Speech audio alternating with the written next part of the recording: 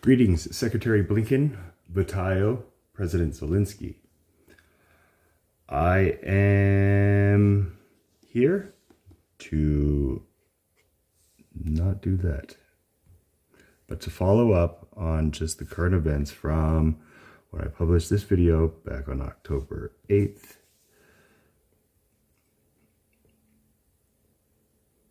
When I had mentioned all these things, and I had stated here to our current leader,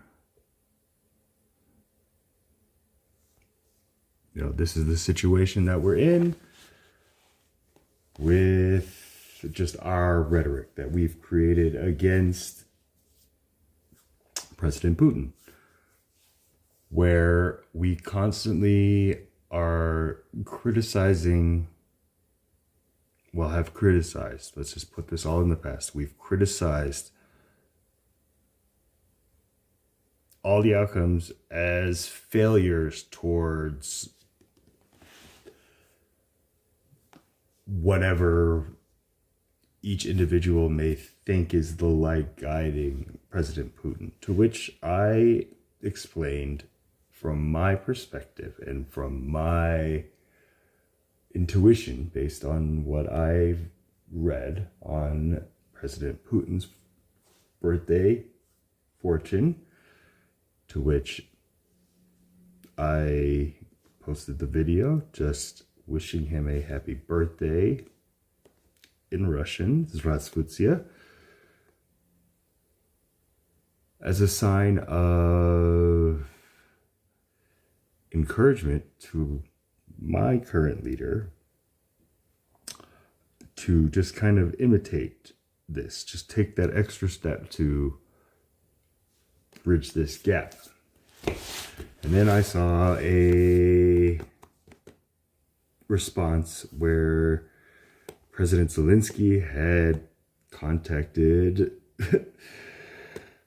the face of good and evil, Luke Skywalker, Mark Hamill, on Twitter, and it was blasted that President Zelensky contacts Mark Hamill, the symbol of good and evil, to do what's good in this sense. And again, Mark Hamill, God bless him, was eager to help, but again, didn't know how to help. And so he just turns and just asks, as somebody who is able to just give any kind of help, what kind of help do you want? To which you said, drones. And so Mark Hamill, Luke, says, we need drones. And so I guess we've been just delivering drones. It's just, here's the test of light that I see. Okay, so, just that's a side observation on entanglement. But again, we're in this season where now the season is a weapon that can be used. Ultimately, let's step backwards, because it's ultimately just going to be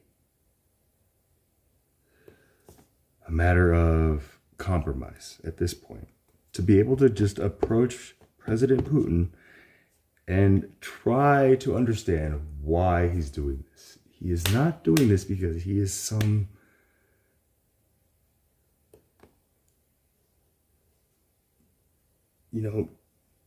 dictator, tyrant, egotistical leader that past leaders have made it seem that he is, and it's just all in the past now. So in this new age, this year one, where we are just going to approach and just try to see the carrot on his stick, to which I would assume is just, here is a time in human history where Ukraine, you have had, and I'm talking to you as a country, a united, independent entity from your motherland, Russia, the USSR. So it's just, here's that kind of history. So here's the tie that I feel President Putin is trying to mend, in a sense where, like a wise nation like China, who have just been around. Communism is something that the world vocally says that they despise, but do not vocally acknowledge the cog that communism and that ideology has played in the success of human history today. I mean, it's just, they were always there to push America to get to the moon first. Or, just, we've kind of, like Democrats and Republicans here, have always looked at each other as two entities facing each other. Like, and they're on the left and we're on the right. But now we have to look at things as like, here are the leaders who are trying to look in the right direction. And Russia, along with Iran and just all these other countries that have just been, aside from Russia at this point, but all these countries that have been ruled by heirs, North Korea particularly as well, which kind of all stems into this experiment. So if the supreme leader of North Korea is watching, 안녕하세요. 이름은 찰스예요.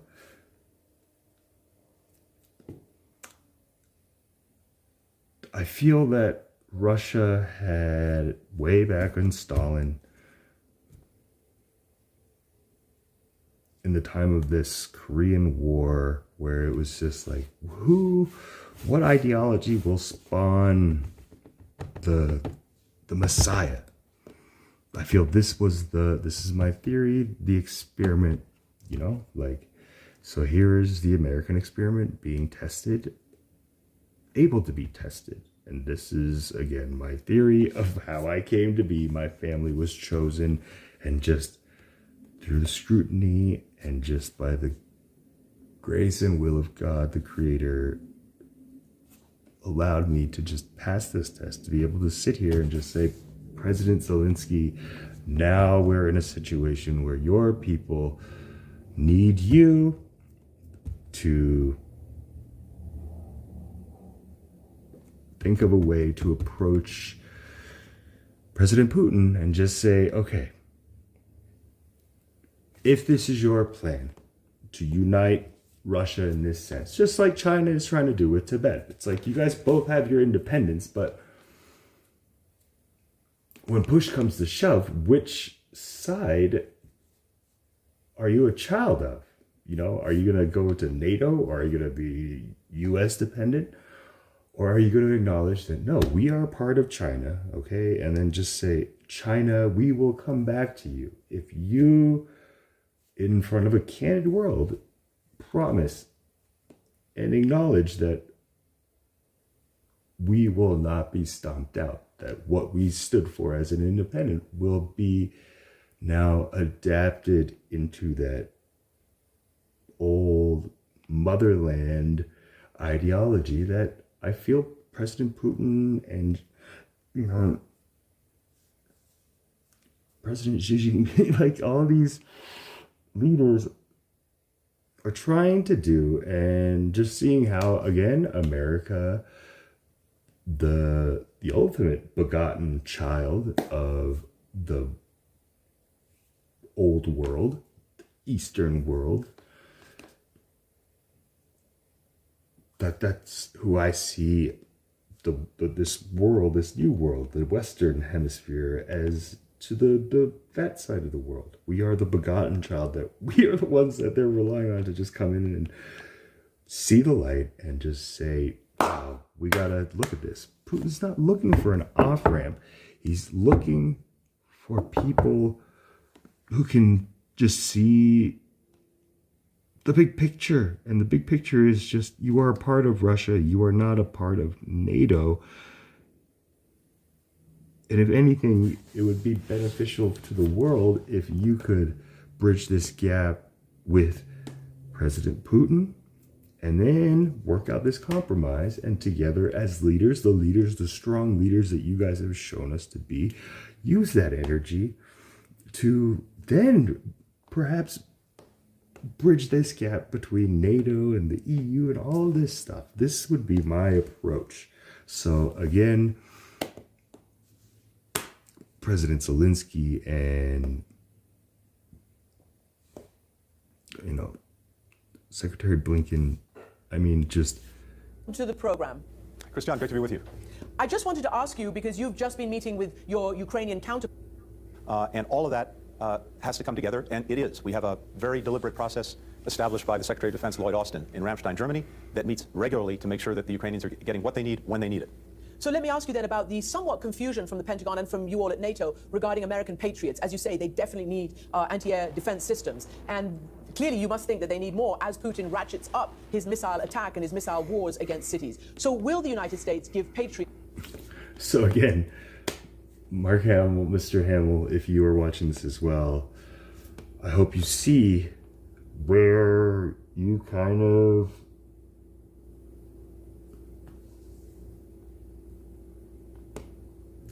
didn't rise above the empire at this point. So nothing against you, but these are opportunities that, some doors only open, and then sometimes we only focus on the door that's closed, that we stop looking for other doors that have opened up, I guess would be the way I would put it in this situation based on this. Systems, and if not, why not?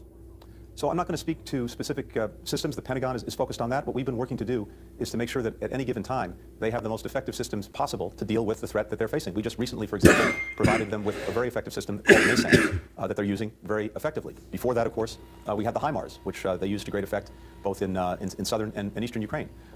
So virtually every single day, Christian, the Pentagon is looking at this, listening to the Ukrainians, consulting with allies and partners, and if we don't have something, trying to find it elsewhere. That's part of this entire coordination process. What goes through your mind when you see how President Putin and the Russian military is basically shifting from what you're all terming failures on the battlefield and losses of territory to this relentless attack on the cities? Again, are you satisfied that as much anti-air and the sophisticated, missile defense systems are getting to them in time? Christian, what we're seeing, to put it in one word, is barbaric. And precisely because Putin is not able to succeed on the battlefield, he's taking the war to Ukraine civilians. And he's doing it in a very deliberate way. Going after the entire energy and electric infrastructure. And again, this was put the October 26th. I know Putin's birthday was October 27th. These are all signs. So again, President Zelensky at this time,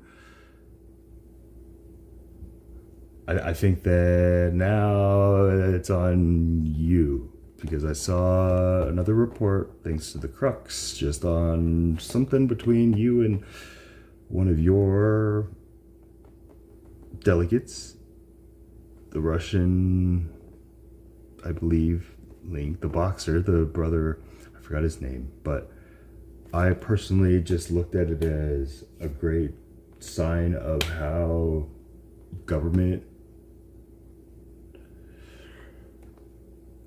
relationships are supposed to work. Here's the president telling one of his mayors, is saying, your sector is, hey. And then it was done. Like, I put an end to it and just saying, hey, let's see it as it is and just do this. Let's not do any controversy. But again, I just keep hearing the same rhetoric from our media, our open media here, Fox, just saying it's all failures and Putin's looking for an off-ramp. It's not an off-ramp. It's an opportunity to see if we're on the same highway going the same direction in traffic, I guess is the way we put it. And President Putin, if I am mistaken, please feel free to come in and correct me, because I will listen and I will self-correct as leader of the United States of America should do. So as an example, this would be how I would have to present to a candid world that government needs to act in front of the people. Whoever wants to tune in on this is how the leaders are going to communicate. Whether it's indirect as this or indirect yet initiated as the initiated do. To turn off the lights, to turn off the water, to turn off the heat, and that at a time when, of course, Ukraine is heading into winter. The head of NATO, Jens Stoltenberg, talked about weaponizing winter, and that's exactly what Putin is doing. It's also why. So at this point, President Zelensky, you are at your final hour, where it's just now, unless you have another source of heat or something like that, your people are in real jeopardy. So let this be just another spare carrot to just find a way to, and I trust that God and the Holy Spirit will fill you as you find a way to get to these words that reach a compromise that I was speaking of in the beginning.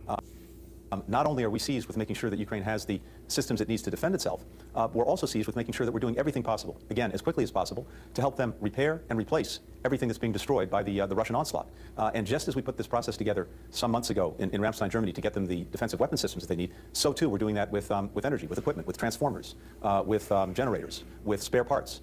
We met here in Bucharest, not just with NATO allies, but with the G7 countries and some other countries, to put in place a very coordinated process to make sure that as fast as we can, we're getting Ukraine what it needs to get through the winter, to make sure that men, women, children are not literally freezing to death. We heard from Foreign Minister Kuleba, my friend and counterpart, who just came from Kyiv, and described for all of the ministers here what life is like under this Russian onslaught. And by the way, this is not normal. This is the brutalization of a country and directly attacking everything its civilians, its citizens need to simply survive. And I hope that the world understands it and sees it that way. We are seized with this, and we're acting on it to get Ukraine everything we possibly can to get through the winter. So just one last question then on this issue of weaponry and what they need. The New York Times has reported that you all at NATO are considering investing in, for instance, Slovakia, the Czech Republic, Bulgaria, factories that have made Soviet-era ammunition for artillery that apparently Ukraine is mostly using. Is that correct? We're looking at every option to make sure that, again, they get what they need and what can be most effective for them. Some of that does go to Soviet-era systems that they've had in their inventory for decades, and for example, making sure that the ammunition is there for those systems. And in some cases, that may require producing things that haven't been produced for some time. So we are looking across the board at all of that. And Christian, even as we're working to get Ukraine what they need most urgently, we're also working to make sure that over the medium and long term, we're helping them build up their capacity to deter and defend against future aggression. Because when this war eventually comes to an end, one of the things that's going to be so critical is making sure that we've done everything possible to ensure that it doesn't repeat itself, that Russia doesn't renew its aggression against Ukraine. Part of that is making sure that Ukraine has, over the long term, the ability to deter aggression and to defend itself if aggression comes. Can I move on to Iran? Because on the one hand, you and others obviously accuse Iran of supplying the Russians with much weaponry, but also especially these kamikaze drones that have caused a huge amount of damage and death. But I also want to ask you about your reaction to reports that Iran has told you and the international community and the IAEA that it plans to upgrade and increase its production and purity, power of uranium near to bomb capacity, move that to an area that's difficult, for you all to attack. I believe it's the Fordow, and to increase its nuclear fuel production in other places that both the United States and Israel are accused of having sabotaged. What is your reaction to that? Have they told you that? Well, first, Christian, I think the world is rightly focused on what's happening on the streets in Iran throughout the country, and that is incredibly brave young people, mostly women, who are standing up, speaking out for their most basic rights. And that, of course, has been the case since the killing of Mahsa Amini some months ago. And that's where the world's focus is. That's where our focus is. We've taken steps, as you know, to sanction those who've been responsible for trying to repress people peacefully protesting. We have worked as well to make sure that Iranians have, to the best of our ability, the communications technology that they need to continue to communicate with one another and to stay connected to the outside world. At the same time, we have continued to I think that this is where, as a civilization, we are starting to realize that, yes, it's necessary to protest to be heard. But then when you're heard and you protest, then there's the pros and cons. And you create contests. And so this is where I, forgive me, have not been candid to what's going on necessarily here in Iran on the streets. That the best way to deal with Iran's nuclear program is through diplomacy. As you know, we had an agreement, the so-called JCPOA, that put Iran's nuclear program in a box. Unfortunately, the decision was made to pull out of that agreement, and what we've seen virtually ever since is Iran building back its program. We've been very clear with them, and not just the United States, but others, including European partners, that they should not take additional steps to increase their nuclear capacity, including by enriching to higher levels. And if they pursue that direction, we'll be prepared to respond. Your next trip is to China. I believe it's going to be your first such trip as Secretary of State. And President Biden has been, and he was trying to, as he said, lower the temperature and make sure that we don't enter a new Cold War. But I want to ask you, given what China did along with Saudi Arabia to block any meaningful word on fossil fuels and emissions at COP27, and the fact... And Secretary Blinken, just my advice to you, just like I said, if you just would like to get that extra brownie, just bow before the leader when you meet him, and then offer the handshake. And then if you could learn how to say hello formally, I believe it's, I can't remember. But again, with technology, but that would be my recommendation. This is something we have not seen from our current leader. So I think it would be just a great step forward if you can reach these words before your trip. That, you know, all they pretty much talk about in terms of international relations are security and Taiwan. If they're not going to play ball on climate, and if they're angry about Taiwan, and particularly Nancy Pelosi's visit, what is it that you all have to talk about? What can you hope to get out of visiting China? Well, first, Christian, President Biden and President Xi had, I think, an important meeting in Bali, and one that was productive in the sense that right here. It's vitally important that we communicate clearly and directly to one another. You know, and granted, you know, this may be an age thing, but ultimately Asian elders are all about just the signs of respect that people show them in this sense, to which here, nothing. About our interests, about our intentions, about our policies, precisely because we're in a competition with China, the potential for miscommunication, for not at least understanding what each other is trying to do, that's something we have to guard against. And that's necessary, particularly if, as President Biden has said, we want to ensure that the competition we're engaged in does not veer into conflict. No one has an interest in that. So first and foremost, the trip that I'll take early next year is about continuing that communication, making sure that we have lines of communication that are open, that are clear, even when we disagree, and indeed disagree profoundly. And which I already spoke about briefly in a video.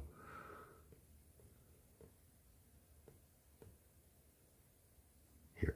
So, if you guys have any questions, please refer to this. But thank you for this time, and I hope these words reach you all well, and may all of this come to a peaceful resolution sooner than later, and may life be restored into the lands that have been